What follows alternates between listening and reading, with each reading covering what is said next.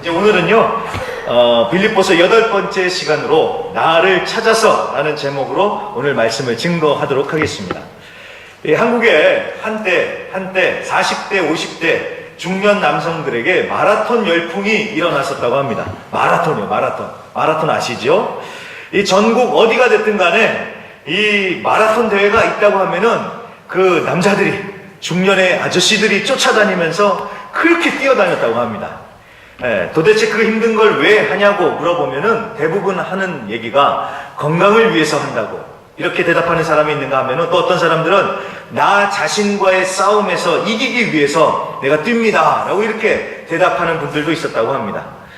자, 이 현상을 가지고요, 이제 김정훈이라는 교수가 심리학자인데 분석을 하고 자기 의견을 내놓았습니다. 근데 그 얘기가 참 재밌습니다. 이분이 먼저 하는 얘기가 아니, 건강을 위해서 할 수 있는 운동이 그렇게 많은데 왜 하필이면 그렇게 죽어라고 뛰는 힘들고 재미없는 마라톤을 하냐. 그러니까 좀 웃자고 하는 얘기니까 또 이제 또 진지해지지 마시고요. 처음은 그랬고요. 그 다음에 이제 이분이 하는 얘기가 여기는 진심입니다. 왜 나 자신하고 싸우냐는 거예요. 왜 나 자신하고 싸우냐. 나 자신과 마주하면서 대화하고 소통을 해야지 나 자신은 싸울 대상이 아니다라는 것입니다. 참 공감이 되는 얘기였습니다. 그러면서 이분이 계속하는 얘기가 왜 그렇다면 이 중년 남성들에게 마라톤 열풍이 불었을까? 이분은 이렇게 얘기합니다. 중년 남성들의 존재 확인 욕구 때문이라는 거예요. 존재 확인 욕구. 좀 말이 어렵지만 이 얘기입니다. 나를 확인하고 내가 존재하는 것을 확인하고 싶다는 것입니다. 그래서 나 살아있네 라는 것을 확인하고 싶어가지고 그걸 느끼고 싶어가지고 이렇게 자신을 괴롭히는 행동을 한다는 것입니다. 제가요, 이 얘기가 상당히 공감된 이유가 있습니다. 저도 요새 지금 비슷한 경험을 하고 있거든요. 제가 우리 교회에 와가지고 정말 좋은 것들이 많은데 그 중에 하나가 무엇이냐면 우리 옆에 있는 운동장이요. 운동장. 그래서 언제든지 저 운동장에 가서 이렇게 운동을 할 수 있다는 것이 저는 너무나도 좋습니다. 그래서 오후가 되면은 저하고 저희 애들이 이 운동장에서 막 뜁니다. 뛰고 좀 공도 차고 그러는데 그렇게 한참을 뛰다가 이제 딱 멈추고 나면은 막 심장이 막 터질 것 같이 막 쿵쿵쿵쿵 거립니다. 그럴 때 기분이 어떨까요? 에이, 괜히 그랬네. 이랬을까요? 아니요. 그 심장이 막 쿵쿵쿵 거리는 것을 느끼면서 너무 기분이 좋아지는 것입니다. 내가 살아있구나. 이런 걸 느끼면서 기분이 막 너무 좋은 것입니다. 그래서 저도요, 그 앞서 말씀드린 그 중년 남성들이 마라톤 가서 열심히 뛴다고 하지 않습니까? 그러면서 자신의 존재를 확인한다고 하지 않습니까? 그 얘기가 공감이 되더라는 것입니다. 그런데 여러분, 어디 아저씨들만 자신의 존재를 확인하고 싶어 할까요? 그렇지 않습니다. 사람이라면 누구나 다 자신의 존재를 확인하고 싶어 합니다. 내가 누구인지, 내가 어떤 존재인지, 내가 살아야 하는 의미를 확인하고 싶어 한다는 것입니다. 그래서 그런 중년의 남성들처럼 운동을 통해서 살아있다고 느끼는 것을 체험하는 사람들이 있는가 하면은 어떤 사람들은 먹으면서요. 여행을 하면서 정말 인생의 의미, 자신의 존재를 확인하기도 하고요. 또 어떤 사람들은 일을 하면서 느끼는 그 성취감, 이것을 통해서 자신의 존재를 확인하기도 하고, 어떤 사람은 또 소유함으로써요, 뭔가를 가짐으로써 살아있다라는 것을 느끼고, 어떤 사람은 또 사람들과의 관계 속에서 자신의 존재를 확인하는 경우가 있습니다. 이건 뭐 사람들마다 다 다르니까 종류가 많지요. 자, 살아있다는 것을 확인하고 싶은 것은 좋다라는 것입니다. 그런데 어떤 경우에는 이것이 슬플 때가 있습니다. 그게 언제냐면요, 너무 지나쳐서 중독되고 집착이 될 때가 그렇습니다.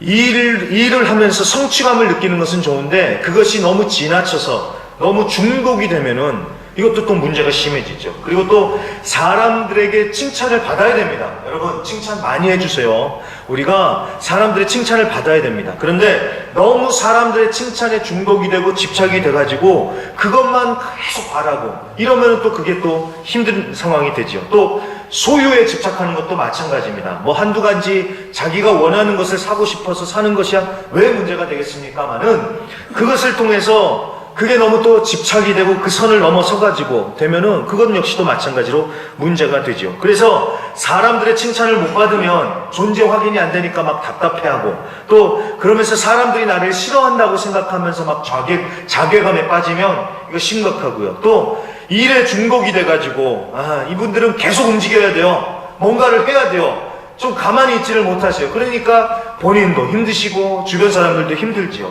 또 아까 소유, 그러니까 뭘 이렇게 계속 사야 되시는 분들이요. 사야 되잖아요. 그러니까 신상품 계속 사야 되고, 명품 사야 되고, 또 그거를 또 가만히 사기만 하면 되나요? 이렇게 가지고 다니면서 보라고. 그래서 자랑도 해야 되잖아요. 그런데 상대방이 아무 말도 안 해주면은 또 거기에 또 이제 또 힘들어지고 그러죠. 자, 여러분, 적당히 하면 되는데 이것이 도가 지나치면은 이게 문제가 되고요. 그렇게 빗나간 방법으로 자신의 존재를 확인하려고 하니까 그 모습이 슬픈 것을 넘어서서 어떻습니까? 불쌍하죠. 그렇게 안 해도 되는데, 불쌍하기까지 하더라는 것입니다. 자, 좀 서론이 길었습니다. 근데 제가 왜 이 말씀을 드리냐면, 오늘 우리가 읽은 빌립보 3장에도 그렇게 슬프고 불쌍한 사람들의 얘기가 나와서 그렇습니다. 오늘 2절 말씀을 보십시오. 2절 말씀에 보니까 개들을 삼가하라, 행악자들을 삼가하라, 그리고 몸을 상해하는 일을 삼가하라 라고 이렇게 말씀을 합니다. 여기서 삼가한다라는 말은 주의해라, 조심해라 라는 뜻입니다.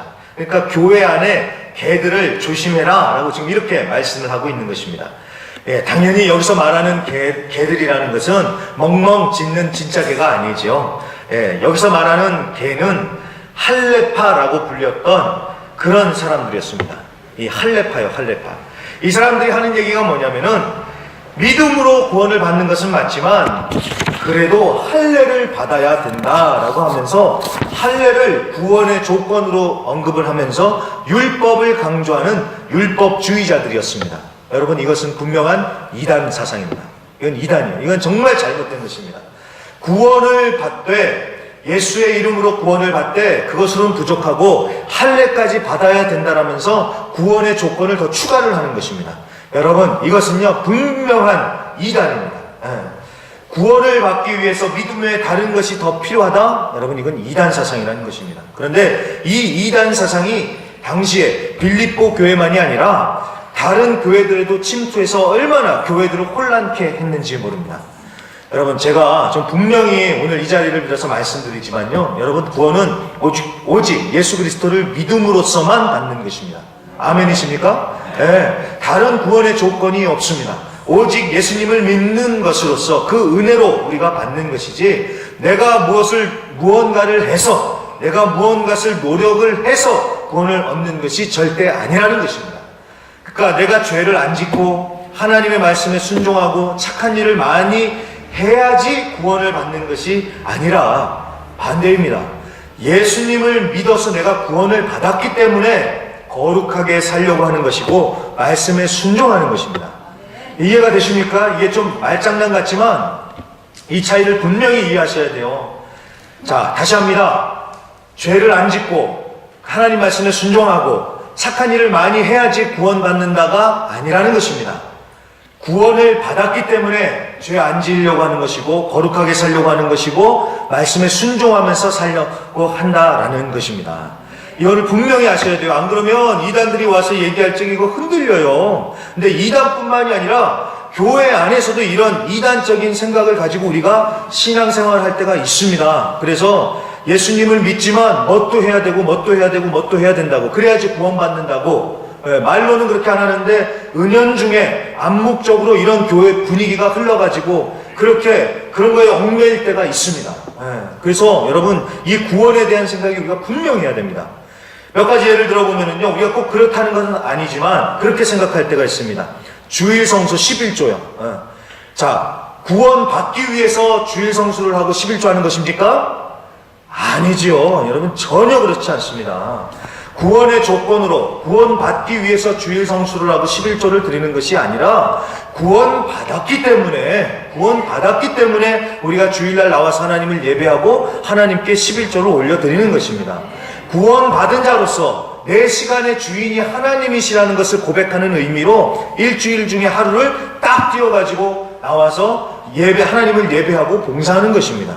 그게 주일 성수입니다. 11조도 마찬가지입니다. 내 모든 물질의 주인이 하나님이십니다 라는 그 고백으로서 하나님께 드리는 것이 바로 11조입니다.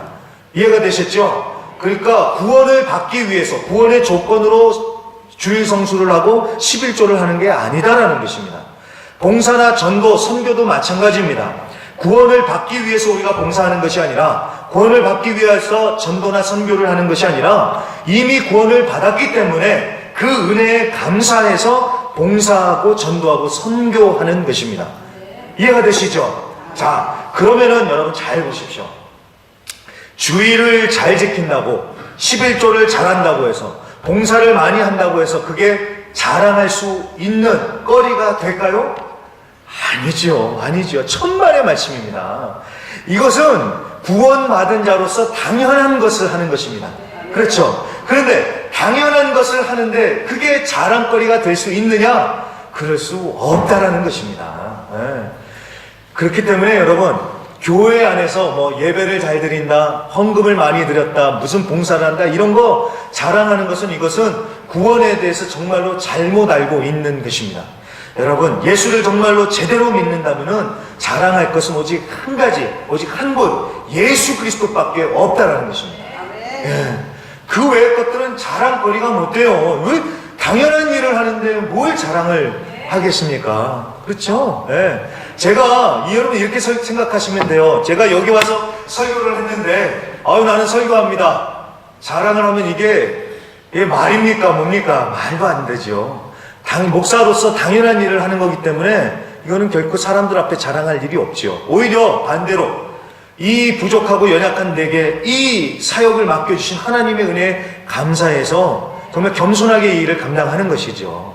예, 이게 진짜 예수님을 제대로 만난 사람들에게 나타나야 되는 분명한 삶의 모습이다라는 것입니다. 자, 그런데 오늘 말씀에 나오는 이 사람들은요, 이 할례파는 어땠느냐? 구원을 믿음으로만이 아니라 할례를 받아야 한다라고 주장을 하면서 다른 사람들에게 강요를 하면서, 또 나는 할례 받은 사람들이다, 너는 할례를 못 받았지 하면서 이 자랑까지 하기 시작하는 것입니다. 그러니까 자랑질을 하더라는 거예요. 그러니 이 바울이 얼마나 열이 받았겠습니까? 그래서 여러분 2절 3절의 말씀을 잘 보시면 이 사람들이 어떻게 하고 다녔는지 충분히 상상을 할 수가 있습니다. 자, 몸을 상해한다라고 그러죠. 몸을 상하게 한대요. 예, 몸에 이 피부 같은 것들을 잘라내는 일들을 하고 막 그렇다는 거예요. 자, 몸을 상해하고, 그 다음에 또 자랑을 했었던 것 같습니다. 육체를 신뢰했었던 것 같습니다. 그러니까 요거를 조금 2절 3절을 조금만 더 제가 조금 더 바꿔서 좀 이해하기 쉽게 표현을 하면은, 이 당시 이 할례파라고 불렀던 이 사람들은 이랬던 것 같습니다. 자기들은 할례도 받았고, 자기들은 율법도 착착착 지키고, 자기들은 헌금도 얼마 내고, 자기들은 또 얼만큼 기도하고, 얼마나 또 말씀을 잘 알고, 자, 그렇게 하면서 다른 사람들을 무시하고 내가 너보다 더 거룩하다라고 하면서 하나님의 의가 아닌 자기의 의를 드러내면서 그런 것을 통해서 자기를 자랑하고, 또 그런 방법을 통해서 자기의 존재를 확인하는 사람이었다라는 것입니다. 예. 말로는 하나님이라고 했지만 그런 종교적이고 형식적인 틀을 지키는 것으로 나는 거룩하다라고 생각하고 다른 사람들에게 그것을 자랑하고 만족을 느끼고, 그렇게 하면서 자신의 존재를 확인하는 아주 나쁜 사람들이었다라는 것이죠. 여러분, 그러니 바울이 화가 나겠습니까? 안 나겠습니까? 나겠죠. 예. 그래서 오늘 개들이라는 아주 강력한 단어를 써가면서 경고하고 있는 것입니다. 예, 그러지 말아라. 그런 사람들 조심해라. 그러지 말아라. 라면서 그렇게 말하고 있는 것입니다. 그러면서 그것도 부족하니까 자기 얘기를 하면서 이제 말을 이어갑니다. 그래서 4절부터 나오는 얘기가 바로 그것입니다. 무슨 얘기냐? 바울이 무슨 얘기를 하느냐? 나도 그렇게 살았다라는 거예요. 나도 그렇게 살았다. 나도 전에는 내가 태어난 혈통, 가문, 소속, 성취감, 사람들의 인정을 받는 것에 의미를 두고 그것을 통해서 존재를 확인하면서 살았는데, 그래서 내가 이스라엘의 베냐민 지파에서 태어난 히브리인 중에 히브리인이요, 율법을 철저하게 지키는 바리새인이요, 가말리엘의 수하에서 공부한 엘리트 중에 엘리트요, 또 예수쟁이들을 핍박하면서 사회에서 인정받으면서 정말 잘났다고 생각하면서 내가 그렇게 살았다라는 겁니다. 그런데 7절에 뭐라고 말씀하냐? 그러나라는 거예요. 그러나 예전에는 그렇게 살았지만 그러나 이제는 예수님을 만나고 나니까 내가 깨닫게 되었다. 그런 것들이 나의 의를 드러내면서 나를 구원케 해주는 것이 아니고, 또 그런 것들이 나의 존재를 확인시켜 주는 것이 아니라, 바로 예수 그리스도를 통해서 내가 누구인지 확인이 되고, 예수를 통해서 내 존재를 확인하게 되고, 예수를 통해서 내가 정말 살아있다는 것을 체험하고, 또 예수를 통해서 내가 왜 살아야 하는지를 의미를 찾게 됐다라고 지금 바로 이렇게 고백을 하고 있는 것입니다. 앞에 있는 그 모든 세상적인 조건들, 세상에서 말하는 그런 스펙들, 그런 것들이 나의 존재를 확인시켜주고 나를 구원에 이르게 하는 것이 아니라 오직 예수님만이 나에게 구원을 주시고, 그 예수를 믿는 믿음만이 나에게 참된 하나님의 의가 되는 것이고, 오직 예수님을 통해서만이 나의 존재를 확인할 수 있게 된다는 것을 깨달았다는 것입니다. 그래서 여러분 어떤 일이 벌어집니까? 앞서 말했던 그 모든 것으로부터 자유함을 누리더라는 것입니다. 이게 참 중요합니다. 여러분 어느 혈통인지 어느 출신인지 이제는 별로 중요하지 않더라는 거예요. 왜? 이제는 예수님을 믿는 분으로서 예수님 안에서 나를 찾았기 때문에, 어느 가문에 어느 피를 받았고 뭐 몇 대 손이고 이런 건 별로 안 중요하다는 거예요. 그 다음에 다른 사람들보다 더 나아 보이기 위해서 명품 안 들고 다녀도 괜찮다는 것입니다. 왜? 그 명품보다 훨씬 더 나를 보배롭고 존귀하게 해주시는 그 예수님이 나와 함께 하기 때문에 그런 것들 괜찮다라는 거예요. 그리고 사람들이 인정을 안 해줘도 괜찮다. 왜? 예수님, 나는 하나님의 자녀이기 때문에 괜찮다라고 하면서 그 세상의 그 모든 조건들로부터 이제는 자유함을 누리더라는 것입니다. 여러분, 자유함을 누려야 됩니다. 우리가 자유함을 누리지 못하고 살 때가 너무나도 많습니다. 그래서 그런 것들에 꽉 얽매여서 컴플렉스를 느끼면서 살고요. 그것 때문에 자괴감을 느끼면서 살고, 그것 때문에 어깨 축 처져서 살고. 왜 그렇게 살아야 됩니까? 아닙니다. 예수 안에서 나를 발견한다면, 나의 존재를 확인한다면 그런 것들로부터 자유함을 누리면서 이제는 어깨 펴고 아주 당당하게 살아가는 것입니다. 여러분 삭개오를 기억하십니까? 이 삭개오, 예수님을 보려고 나무에 올라갔던 그 삭개오 얘기를 아실 것입니다. 이 삭개오를요, 우리 다시 한번 보는데요, 이 삭개오가 자신의 존재를 어떻게 확인을 하면서 살았을까요? 누가복음 10장에 보면은 삭개오에 대해서 이렇게 얘기를 합니다. 세리장이다, 부자다, 키가 작았다. 세리장이라는 것부터가 벌써 이 악당 취급을 하는 것입니다. 세금을 걷어가는 사람들, 그 중에서 우두머리니까 사람들이 안 좋아했겠죠. 아마 삭개오가 왔다 갔다 하면요, 왔다 가면은 아마 재수없다고 하면서 소금 뿌릴 그런 사람들도 있었을 거예요. 삭개오가요. 그 다음에 또 삭개오를 향해서 부자라고 얘기를 하죠. 여러분 누가복음을 읽을 적에 부자라고 하면은 결코 좋은 의미로 쓰여지지가 않습니다. 누가복음 안에서는요. 그러니까 삭개오에 대해서 계속 부정적으로 표현을 하는 것입니다. 그리고 키가 작았대요. 뭐 외모적인 콤플렉스도 있었던 것 같습니다. 그리고 또 직접적인 표현은 없지만 이 모든 정황상 봤었을 적에 이 삭개오는 다른 사람들과 어울리지 못하는 왕따였을 가능성도 큽니다. 자, 그러니 삭개오가 어떻게 자신의 존재를 확인할 수 있었을까요? 마라톤을 통해서요? 아니요. 이 삭개오가 자신의 존재를 확인하는 방법은 딱 한 가지, 바로 돈이었습니다. 돈. 돈을 많이 모아서 부자가 되면 누가 자기를 무시하겠냐. 그래서 돈을 모으기에 열심이었고, 그러다 보니까 자연스럽게 돈에 집착을 하게 되고 돈에 욕심을 부렸겠죠. 그런데 반전이 일어납니다. 삭개오가 예수님을 만났습니다. 그러고 나서 삭개오가 제일 먼저 한 일이 무엇인 줄 아십니까? 바로 돈을 내려놓는 것이었습니다. 자기의 돈의 절반을 가난한 자들에게 나눠주겠다고 그렇게 얘기를 하고요. 그 다음에 자기가 속여서 얻은 소득이 있으면 4배로 내가 보상을 해주겠다고, 갚아주겠다고 합니다. 그러니까 여러분 잘 보십시오. 삭개오가 예수님을 만나기 전에는 자신의 존재의 의미요, 자기가 힘이 됐었고 살아가는 이유가 되어서 꽉 쥐고 있었던 그 이 돈에 얽매여 살다가 이제는 예수님을 통해서 자신의 존재를 확인하고 나다 보니까 어떻게 됩니까? 그 돈으로부터 자유함을 누리더라는 것입니다. 여러분, 제가 돈이 필요 없다 이런 얘기를 드리는 것이 아닙니다. 돈을 우리가 종처럼 오히려 돈을 부리면서 살아야 되는데 반대로 돈에 묶여가지고 돈의 노예가 돼서 살지요. 삭개오가 그렇게 살았다는 거예요. 그런데 예수님을 만나고 나니까 이제 그 돈으로부터 자유로워지면서 진정 예수 그리스도 안에서 구원의 삶을 살 수 있었다라는 것입니다. 어떻게 해요? 예수님을 만났기 때문에 그렇습니다. 예수님 안에서 자신의 존재를 확인했기 때문에 그렇다라는 것입니다. 삭개오도 바울과 똑같은 고백을 하지 않았을까 생각이 됩니다. 전에는 내가 유익하다고 생각하는 그 모든 것들이 예수님을 만나고 나니까 배설물처럼 여겨지더라. 예수님만이 가장 귀하고 예수보다 더 귀한 것은 없더라 하면서 오늘 이 바울과 같이 똑같은 고백을 하지 않았을까요? 여러분, 제가 보니까요, 오늘날 애들도 그렇고 어른들도 그렇고 이 배가 고파서 아프기보다는 마음이 아파서 힘들어하는 사람들이 너무나도 많습니다. 너무나도 많습니다. 왜 마음이 아플까요? 왜 마음이 아플까요? 자기 존재가 확인이 안 되니까 그게 너무 힘든 거예요. 그래서 그렇게 마라톤을 뛰든지 뭘 어떻게 하고 이런저런 방법으로 해결을 해보려고 합니다. 참 안타깝죠. 참 너무나도 쉬운 방법이 오늘 성경에 나와 있는데, 그렇죠?